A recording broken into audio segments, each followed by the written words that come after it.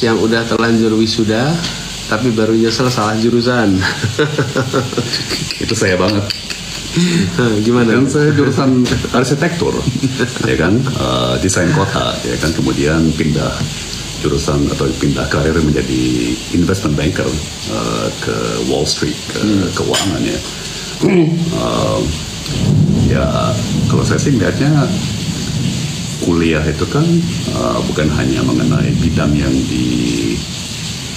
yang dipilih sebagai fokus ya, tapi membangun cara berpikir yang kritis, ya kan, membangun keterampilan, melakukan desktop research, juga keterampilan untuk memaparkan di depan kelas atau ke dosen dan sebagainya ya. Jadi lebih fokus kepada skill seperti itu ya. Sebetulnya relevan di hampir semua linia pekerjaan kan. Apakah mau marketing, mau keuangan, ya, saya kira keterampilan yang dikembangkan saat kuliah akan tetap berguna ya. Betul, setuju sekali. Jadi kita harus ingat, kuliah itu bukan semata-mata persiapan kerja. Jadi ini bukan training untuk pekerja. Ini adalah membekali diri dengan kompetensi, dengan keterampilan, dengan kebiasaan. Kebiasaan apa? Kebiasaan untuk jadi pembelajar. Kebiasaan untuk kerja keras, kebiasaan untuk kerja cerdas, kebiasaan untuk bisa berpikir di luar yang terikat dengan boxnya. Jadi yang tadi Tom sampaikan itu, Tom bilang tadi, kemampuan-kemampuan seperti itulah yang jadi bekal. Jadi jangan pernah merasa salah jurusan. Tidak pernah ada yang salah jurusan. Nggak ada. Bilang aja dulu, seperti Tom tadi bilang, jurusan saya dulu adalah arsitektur, city planning, dan ternyata itu membekali juga untuk bisa mengerjakan apa aja. Membekali untuk jadi investment bankers yang sebenarnya kan nggak nyambung kalau ditanya bidang. Nah, jadi buat siapapun yang sekarang lagi kuliah dan terus merasa saya kok kelihatannya nanti bekerjanya bukan di bidang ini ya, bukan berarti sekarang Anda quit. Terusin aja, tuntaskan sampai selesai. Karena dalam kenyataannya, dalam hidup, nanti ketika Anda udah kerja, Anda juga akan dapat pekerjaan, belum tentu Anda merasa nyaman. Saya tugasnya di sini, dikasih tugas sama atasan A, B, C, D, F, G. Jadi pengalaman beda jurusan dengan beda minat, dengan beda karir, itu bagian dari pengembangan diri ya. Cawapres nomor urut 2 Gibran Rakabuming Raka merespon manuver kampanye Anies Baswedan di TikTok untuk menggait atensi generasi muda. Wali Kota Solo itu memuji Anies yang cukup sabar meladeni warganet. Ketika ditanya apakah Cawapres nomor urut 2 Prabowo Gibran akan mengikuti langkah Anies, dia menyerahkan sepenuhnya kepada pasangannya tersebut. Belakangan, Anies sering melakukan live streaming di TikTok dengan penonton mencapai 400 ribuan sekali live. Dalam live streamingnya itu, Anies menjawab semua pertanyaan dari warganet tentang apapun, baik yang berat hingga yang remeh-temeh. Di sisi lain, platform TikTok ini dimanfaatkan untuk media kampanye oleh beberapa pihak. Untuk itu, TikTok Indonesia menyatakan akan membatasi akun pemerintah, politisi, dan partai politik untuk melakukan kampanye melalui aplikasi tersebut. Aturan pembatasan itu dilakukan untuk menjaga integritas dan netralitas TikTok, serta mencegah penyebaran misinformasi melalui TikTok selama pemilu 2024. TikTok juga melarang akun pemerintah, politisi, dan partai politik melakukan promosi kampanye politik melalui fitur iklan di platformnya, termasuk akses ke fitur monetisasi. Apapun yang dilakukan oleh Pak Anies Baswedan itu selalu salah di mata para pembencinya. Ini hanya karena live di TikTok dan mendapatkan penonton yang luar biasa. Responnya hampir setiap live itu hampir 400 ribu orang yang nonton. Ternyata dari live-nya TikTok Pak Anies itu ternyata ada yang memantau ya, ada yang kepanasan, ada juga yang ketakutan. Dituding Pak Anies berkampanye politik dengan adanya capres. Padahal live-nya Pak Anies itu tidak kampanye politik ya. Jadi Pak Anies ketika live di TikTok itu murni sebagai warga negara Indonesia yang mau mencoba adanya aplikasi TikTok ini. Jadi live-nya Pak Anies itu tidak berkampanye tentang berpolitik. Dia memberikan motivasi kepada kita semua, kepada kaum milenial ya, ataupun anak zaman sekarang ya. Jadi memberikan motivasi, memberikan semangat kepada kita semua. tidak menyuruh menyoblos 01 ataupun menjelek-jelekan paslon yang lain. Padahal sebelumnya Pak Anies live di TikTok pun tuh banyak sekali kader-kader ataupun partai-partai yang menggunakan aplikasi TikTok itu untuk berkampanye, ya. Seperti partai yang kadernya kebanyakan artis-artis itu yang cuma joget-joget doang. Nah, itu mereka berkampanye tuh di TikTok tuh, tapi tidak pernah ditegur, ya. Kenapa baru Pak Anies live di TikTok dan rame menjadi viral, akhirnya banyak kepanasan, ada yang panik, akhirnya nanti akan dibatasi TikTok ini. Waduh, jangan-jangan nanti akunnya Pak Anies bisa aja di-ban oleh TikTok. Jangan-jangan ownernya TikTok nih, CEO-nya TikTok tuh didatangin oleh salah satu tim dari paslon yang lain, sehingga harus ada pembatasan ketika live itu, ya. Hanya baru live di TikTok aja udah mulai saking takutnya itu kan. Harusnya TikTok ini sebagai ajang, ya, ajang beradu gagasan gitu, ya. Jadi kalau misalnya paslon yang lain juga bisa ngikutin tuh live-nya TikTok seperti Pak Anies, ya. Jadi ini memanfaatkan aplikasi TikTok yang dari semua aplikasi ini TikTok lah yang banyak yang digunakan di seluruh dunia, ya. Jadi jangan yang mengaku kaum milenial katanya membawa generasi Gen Z itu malah tidak mengikuti perkembangan zaman. Justru Pilpres tahun ini itu punya warna tersendiri dari pilpres-pilpres yang lain. Biasanya orang berkampanye itu datang bagi-bagi kaos, bagi-bagi amplop segala macam, ya. Jadi dengan adanya live di TikTok itu sebenarnya sih ya sebagai wadah juga gitu. Jadi nggak usah harus ada panik ataupun ketakutan gitu kan. Paslon yang lain juga bisa ngikutin. Nanti kan para pendukungnya juga kan akan masuk ke dalam live itu, ya. Jadi dan ketika Pak Anies live pun tidak berkampanye tentang pilpres gitu kan. Dia ya menjawab pertanyaan-pertanyaan dari warganet aja, para pendukungnya gitu. Jadi jangan hanya karena viralnya Pak Anies live di TikTok akhirnya TikTok membatasi ruang lingkup gerak seseorang gitu, ya. Ikutin saja alurnya seperti apa, tidak perlu harus takut ataupun panik. Oke, ya, semangat Pak Anies. Melihat fenomena abah online nih, Pak Anies jadi abah online seluruh Indonesia gimana? itu menarik sih, sangat menarik, dan ada alasannya kenapa Pak Anies yang dipilih sih. Sama-sama ya. It says a lot of things. Abah ini sebagai anak muda gimana punya abah online seperti Pak Anies? Ini konsep yang baru ya, tapi memang menarik. Dari situ kayak ada satu pedoman yang kita bisa ikutin terus. Ini anak muda lihat Pak Anies gimana Pak Anies momen? Awalnya saya rasa kayak tiga calon ini awalnya itu kayak semua sama aja, nggak ada yang berubah, ya kan. Tapi setelah melihat apa dari perdebatan, lihat progresinya, kayaknya yang paling beda itu cuma Amin.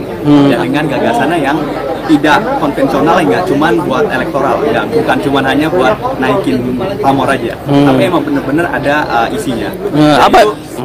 Satu visi dengan kita.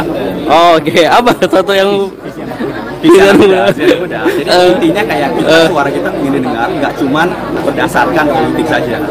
Kan itu mau maju ke satu negara kan harus lihat depannya kan. Kita lihat negara-negara lain yang sudah maju, bagaimana cara pola pikirnya, bagaimana, dan Anies itu terbuka untuk hal seperti ini, mendengarkan anak muda. Oke, sebelumnya pasti ngebandingin tiga calon, pasti korek-korek Amin juga nih, Anies Mohaimin. Apa yang paling disuka dari kinerja beliau yang pernah di Jakarta dan sebagainya? Kalau sekarang sih banyak inovasi-inovasinya yang dari Jakarta banyak ya. Tapi yang saya paling suka itu lebih ke digitalisasi dan beberapa proses yang ada. Jadi banyak orang yang tahu tapi di belakang itu memang sudah digitalisasi. Dan itu lebih ke open transparansi. Itu yang paling penting dari pemimpin di Indonesia sih, transparansi yang paling penting. Termasuk aplikasi Jaki itu ya? Betul. Yang dapat penghargaan dia bikin bangga. Itu salah satunya yang bikin bangga pastinya. Oke, terus ini sebagai anak muda ini berarti fix dukung Amin ya? Imin, bahkan kaos yang dipakai anak-anak muda ini bertuliskan anak abah. Memakai kaos anak abah, saking cintanya nih generasi milenial itu cetak kaos sendiri, tapi masalahnya aturannya di sini nggak boleh pakai kaos yang mengandung atribut, apalagi gambar-gambar dengan gambar capres Anies Baswedan. Sayangnya terlalu terekspos. Ya, terlalu terekspos karena ini kan bebas.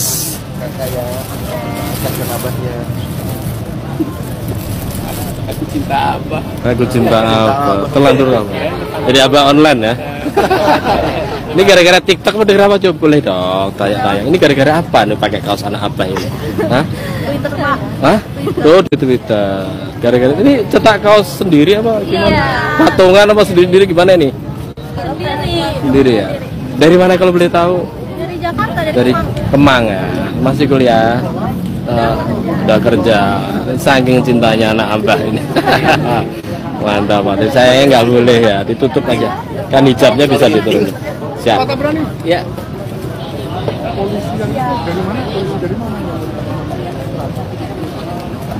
Oke teman-teman, seperti hanya yang saya informasikan tadi, acara ini didominasi anak-anak muda yang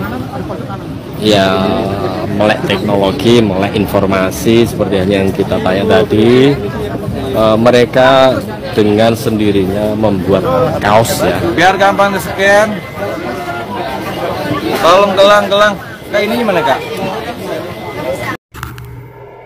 Setelah Pak Anies Baswedan sukses live TikTok, rupanya ada kubu lain yang kepanasan.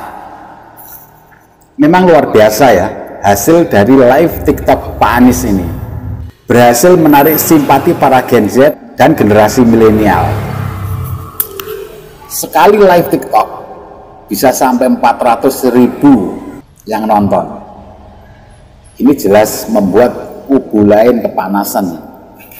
Kemudian setelah itu TikTok akan dibatasi untuk masalah kampanye dan politik.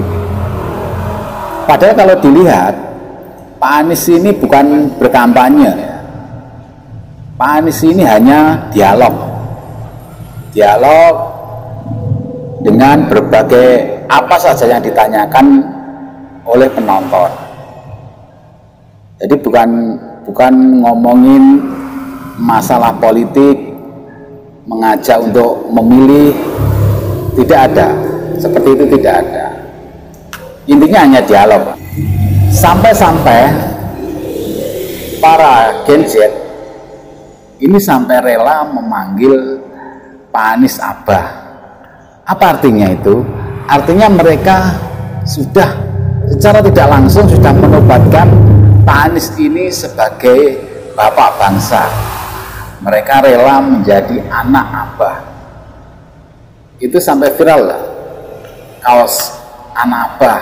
Sementara di kubu lain ini nggak punya trik seperti itu, nggak punya. Meskipun mungkin kalau menjalankan hal yang sama itu juga tidak seperti Pak Anies, karena kemampuan pengetahuannya terbatas. Nah sekarang baru mereka sirik, tiba-tiba ada aturan dari TikTok membatasi masalah politik, masalah kampanye, yang padahal kalau diteliti tidak ada kampanye sama sekali. Kubus itu kan sudah punya program, yaitu program bagi-bagi uang, bagi-bagi minyak, bagi-bagi sembako. Nah ya, itu saja diteruskan sampai uangnya habis.